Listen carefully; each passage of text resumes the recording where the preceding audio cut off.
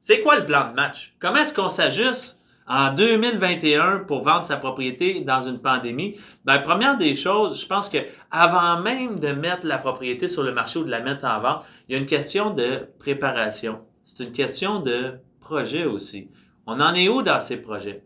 Est-ce que les projets sont clairs ou sont vagues? Je pense que à prime abord, avant même de mettre la pancarte, c'est de connaître le projet puis d'avoir une idée claire de qu'est-ce qu'on veut faire une fois que la propriété est vendue, où je veux déménager, qu'est-ce que je recherche, parce que dites-vous une chose, c'est que vous allez vendre dans un marché qui est incroyable, où l'inventaire est limité. Si on doit racheter par la suite, ben on est de l'autre côté de la clôture, puis on va peut-être avoir un petit peu plus de difficultés à trouver une maison. Donc à ce moment-là, en ayant un projet clair, on est capable de focaliser l'énergie aux bons endroits pour s'assurer de trouver la bonne maison. Donc, première des choses, clarifier le projet. On s'assoit, on regarde, on met carte sur table, voici qu'est-ce qu'on fait, voici où on s'enligne. Deuxième des choses, ça va être de faire l'évaluation de la propriété.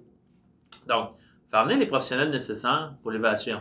Je ne parle pas d'un évaluateur agréé, mais plutôt d'un courtier immobilier professionnel dans le secteur parce qu'il va peut-être connaître des nuances qu'un évaluateur n'aurait pas sur votre secteur précisément. Exemple, ce côté de rue-là se vend plus cher que l'autre côté de la rue à cause de l'orientation ou X, Y, Z. Donc, on veut avoir une évaluation de la valeur marchande de la propriété réelle, juste, et non pas de la spéculation.